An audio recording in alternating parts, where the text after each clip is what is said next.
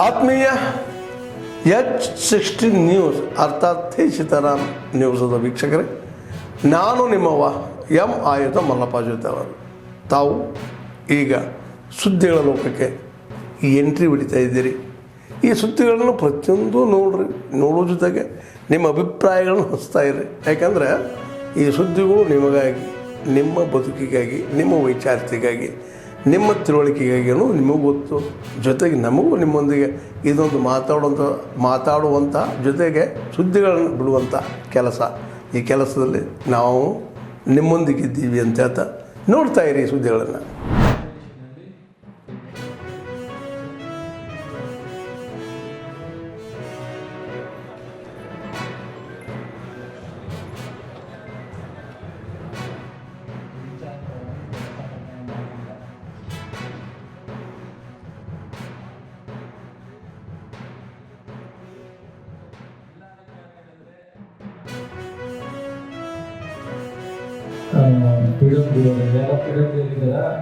ಪಿಡಬ್ಲ್ಯೂರು ಜಿಲ್ಲಾ ಪಂಚಾಯತಿಯವರು ಸೊ ಬ್ರೀಫಾಗಿ ಆ ಗ್ರ್ಯಾಂಟ್ ಇಲ್ಲ ಈ ಗ್ರ್ಯಾಂಟ್ ಇಲ್ಲ ಅಂತ ಹೇಳಂಗಿಲ್ಲ.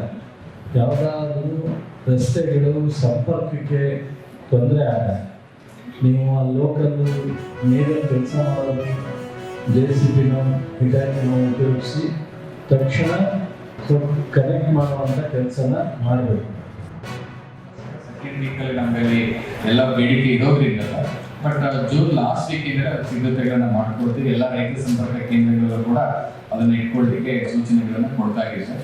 ಇದು ನಮ್ಮ ಜಿಲ್ಲೆಯಲ್ಲಿ ಇವಾಗ ಏನು ಮುಂಗಾರಿಗೆ ನಮ್ಗೆ ಇರ್ತಕ್ಕಂಥ ಏನು ಗುಡಿ ಇದೆ, ಆ ಗುಡಿಗೆ ತಾವು ನಮಗೆ ತೋರಿಸಿದ್ರೆ ಅದರ ಟೋಟಲ್ ನಮಗೆ ಇವತ್ತು 1,96,000 ಹೆಕ್ಟೇರ್ ಇದೆ. ಅದರಲ್ಲಿ ಪೂರ್ವ ಮುಂಗಾರಿನಲ್ಲಿ ಆಗಿರ್ತಕ್ಕಂಥದ್ದು ನೆಕ್ಸ್ಟ್ ಜುಲೈನಲ್ಲಿ ನಮಗೆ ಎಲ್ಲ ಬಿತ್ತನೆ ಪ್ರಾರಂಭವಾಗಂತ ಅವರು ಅದು ಬೇಡ. ಈಗ ಸದ್ಯಕ್ಕೆ ನಮಗೆ ಸಂಪೂರ್ಣವಾಗಿ ವಿರೋಧ ಮಾಡೋದ್ರಿಂದ ನಾವು ಕೇಳೋದ್ರಿಂದ ಪ್ರಯೋಜನ ಆಗಲ್ಲ ಅಂತ ಹೇಳಿದ್ದಾರೆ. ನೋಡೋಣ, ಈ ಒಂದೇ ದಿವಸಕ್ಕೆಲ್ಲವೂ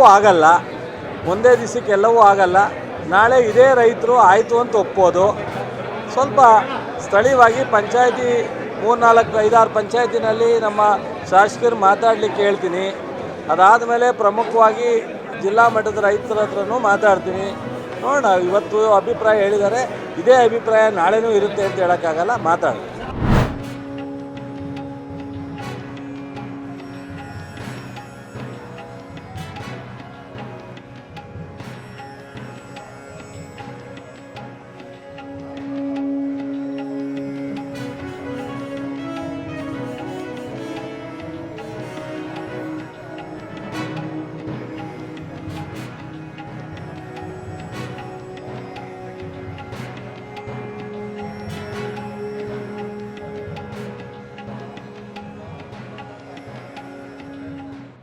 ನಾವು 2025ರಂದು 11ನೇ ಅಂತಾರಾಷ್ಟ್ರೀಯ ಯೋಗ ದಿನಾಚರಣೆಯನ್ನು ಆಚರಿಸುತ್ತಿದ್ದೇವೆ ಮೈಸೂರಿನಲ್ಲಿ. ಈ ಪೂರ್ವಭಾವಿಯಾಗಿ ನಾವು ಇದುವರೆಗೂ ಹರಿತ ಯೋಗ ಅಂತ ಒಂದು ಕೂಡ ಕಾರ್ಯಕ್ರಮ ಮಾಡಿದ್ದೀವಿ. ನಾವು ನಿನ್ನೆ ಅದು ಮಹಾರಾಜ ಇನ್ಸ್ಟಿಟ್ಯೂಟ್ ಆಫ್ ಟೆಕ್ನಾಲಜಿ ಮತ್ತು ಮಹಾರಾಜ ಆಯುರ್ವೇದ ಕಾಲೇಜಲ್ಲಿ ಕೂಡ ಹರಿತ ಯೋಗ ಒಂದು ಫಾರೆಸ್ಟ್ ಡಿಪಾರ್ಟ್ಮೆಂಟ್ ಒಳಗೂಡಿ ಈ ಒಂದು ಕಾರ್ಯಕ್ರಮವನ್ನು ಆಯೋಜಿಸಿದೆವು. ಈ ಹರಿತ ಯೋಗದಲ್ಲಿ ಅನೇಕ ಸೀಡ್ಲಿಂಗ್ಸು ಮತ್ತು ಪ್ಲಾಂಟಿಂಗ್ಸ್ ಇದನ್ನು ಗಿಡ ನೆಡುವ ಮೂಲಕ ನಾವು ಈ ಒಂದು ಪೂರ್ವಭಾವಿ ಯೋಗ ದಿನಾಚರಣೆಯನ್ನು ಆಚರಿಸಿದೆವು.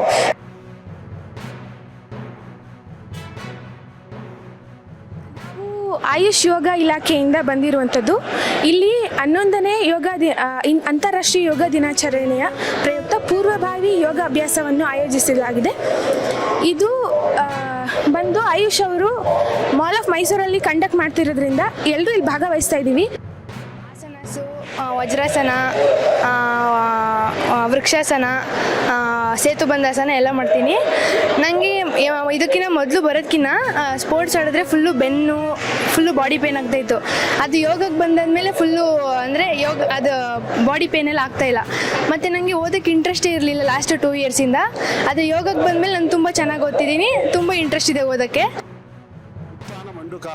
ಮಂಡುಕಾಸನ ಈ ಆಸನಗಳು ಮತ್ತು ಹೊಟ್ಟೆ ಮೇಲೆ ಮಲಗಿ ಮಾಡುವ ಆಸನಗಳು, ಬೆನ್ನಿನ ಮೇಲೆ ಮಲಗಿ ಮಾಡುವ ಆಸನಗಳು, ಅದರ ಜೊತೆಗೆ ಪ್ರಾಣಾಯಾಮ, ಧ್ಯಾನ ಇದೆಲ್ಲವನ್ನು ಜೂನ್ 21ನೇ ತಾರೀಕು ನಡೆಯಲಿರುವ 11ನೇ ಅಂತಾರಾಷ್ಟ್ರೀಯ ಯೋಗ ದಿನಾಚರಣೆಗೆ ಪೂರ್ವ ಸಿದ್ಧತೆಯಾಗಿ ಹಾಗೂ ಮೈಸೂರಿನ ನಾಗರಿಕರಿಗೆ ಯೋಗ ಅವೇರ್ನೆಸ್ ಅಂದರೆ ಯೋಗದ ಬಗ್ಗೆ ಅರಿವನ್ನು ಮೂಡಿಸಿ 21ನೇ ತಾರೀಕು ಇಡೀ ಮೈಸೂರಿನ ಎಲ್ಲ ನಾಗರಿಕರು ಅಂದು ಆ ಯೋಗಾಭ್ಯಾಸದಲ್ಲಿ ಭಾಗವಹಿಸಿ ಏನು ಕೊರತೆ ಆಗ್ತದೆ ಅದು ಒಂದು ತಿಳ್ಕೊಂಡು ಹೋಗ್ಲಿಕ್ಕೆ ನಮ್ಮಿಂದ ನಿಮಗೆ ಏನು ತಂತ್ರಜ್ಞಾನ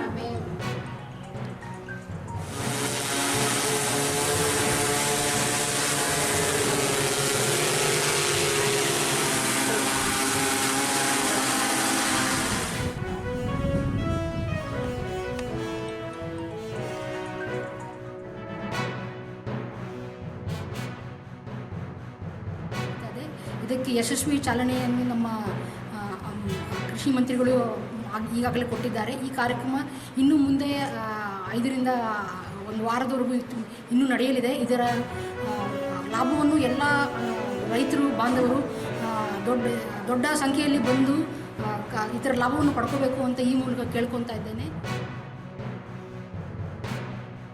ಕಡಿಮೆ ಖರ್ಚಿನ ಹೆಚ್ಚು ಆದಾಯಗೊಳಿಸಿ ಕೃಷಿ ಮಾರುಕಟ್ಟೆ ಲಾಭಗೊಳಿಸಿ ರೈತರ ಅಭಿವೃದ್ಧಿ ಆಗಬೇಕೆಂಬುದು ಈ ಕಾರ್ಯಕ್ರಮದ ಉದ್ದೇಶ. ಹಾಗೂ ಈ ಕಾರ್ಯಕ್ರಮದ ಉದ್ದೇಶದಿಂದ ರೈತರು ಈ ಕಾರ್ಯಕ್ರಮದಲ್ಲಿ ನಾವೆಲ್ಲ ಎಕ್ಸ್ಪ್ಲೇನ್ ಮಾಡಿರೋ ಹಾಗೆ ಹೊಸ ತಂತ್ರಜ್ಞಾನಗಳು, ಕೃಷಿ ಇಲಾಖೆಯಲ್ಲಿರೋ ಸೌಲಭ್ಯಗಳು ಇದರ ಸದುಪಯೋಗ ಪಡೆದುಕೊಂಡು ಲಾಭ ಗಳಿಸಬೇಕೆಂದು ಎಲ್ಲ ರೈತರಲ್ಲಿ ಕೇಳಿಕೊಳ್ಳುತ್ತೇನೆ. ಅತಿ ಹೆಚ್ಚಿನ ಒಂದು ಬೆಳೆ ಬೆಳೀತಕ್ಕಂಥ ಒಂದು ರೈತರಿಗೆ ಒಂದು ಲಾಭ ಬರ್ತಕ್ಕಂಥದ್ದು ಒಂದು ಇದು ಮಾಡಬೇಕು. ರೈತರ ಬೆಳೆದಿರ್ತಕ್ಕಂಥ ಒಂದು ಏನು ನಾವಿವತ್ತು ಬೆಳೆದಿರ್ತಕ್ಕಂಥದ್ದು ಎಲ್ಲದಕ್ಕೂ ಒಂದು ಬೆಂಬಲ ಬೆಲೆ ಸಿಗಬೇಕು. ಅಂದಾಗ ರೈತ ಇನ್ನೂ ಹೆಚ್ಚಿನ ರೀತಿಯಲ್ಲಿ ಮುಂದೆ ಬರಲು ಸಾಧ್ಯ ಅಂತಕ್ಕಂಥ ಮಾತನ್ನು ತಿಳಿಸ್ತಾ ಇದ್ದೆ.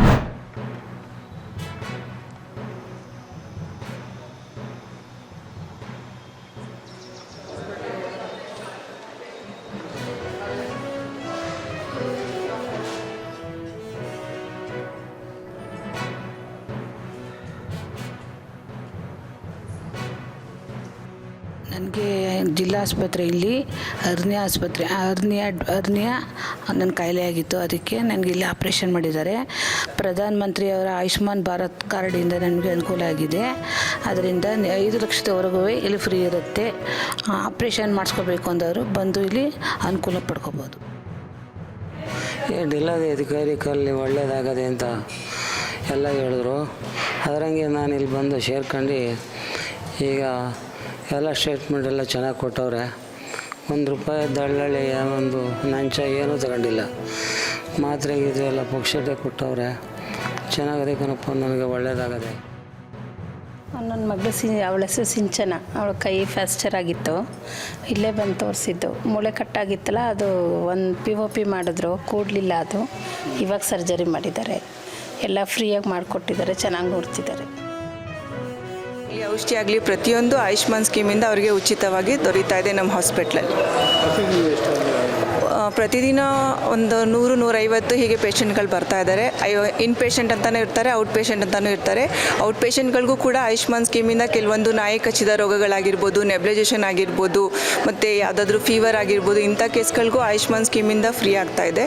ಇನ್ನು ಅಡ್ಮಿಷನ್ ಆದರೆ ಯಾವುದಾದ್ರೂ ಮೂಳೆ ಮುರಿತ ಆಗಿರ್ಬೋದು, ಮತ್ತು ಇನ್ನು ಜನರಲ್ ಸರ್ಜರಿ, ಅವ್ರಿಗೆ ಯಾವುದೇ ರೀತಿ ಪ್ರಾಥಮಿಕ ಸರ್ಜರಿ ಆಗಬೇಕಾದ್ರೂ ಕೂಡ ಅದು ನಮ್ಮ ಹಾಸ್ಪಿಟ್ಲಲ್ಲಿ ಆಯುಷ್ಮಾನ್ ಸ್ಕೀಮಿಂದ ಉಚಿತವಾಗೇ ಆಗುತ್ತೆ. ಆತ್ಮೀಯರೇ, ಎಲ್ಲ ಸುದ್ದಿಗಳನ್ನು ನೋಡಿದ್ರಲ್ಲ, ಏನು ಅನಿಸ್ತು ನಿಮಗೆ? ಇದರಲ್ಲೇ ನಿಮ್ಗೆ ಲೈಕ್ ಆಗಿರ್ಬೋದು, ಡಿಸ್ಲೈಕು ಆಗಿರ್ಬೋದು, ಕಾಮೆಂಟ್ ಬೇಡಪ್ಪ ಅಂತೂ ಅನಿಸಿರ್ಬೋದು, ಕಾಮೆಂಟ್ ಮಾಡಬೇಕಪ್ಪ ಅನಿಸ್ಬೋದು, ಶೇರ್ ಮಾಡಬಾರ್ದಪ್ಪ ಅನಿಸಿರ್ಬೋದು, ಅದು ಮಾಡಬೇಕು ಅನಿಸಿರ್ಬೋದು. ಏನಾದರೂ ಆಗಲಿ ಶೇರ್ ಮಾಡ್ತಾಯಿರಿ, ಈ ನ್ಯೂಸ್ಗಳನ್ನ ಹಂಚ್ತಾ ಇರಿ, ಜೊತೆಗೆ ಇದಕ್ಕೆ ಸಬ್ಸ್ಕ್ರೈಬ್ ಆಗ್ತಾಯಿರಿ ಅಂತ ಹೇಳ್ತಾ H16 ನ್ಯೂಸ್ ಅರ್ಥಾತ್ ಹೇ ಸೀತಾರಾಮ್, ಇದು ಸತ್ಯದ ಕೈಗೆ ನಡಿ. ವಂದನೆಗಳು.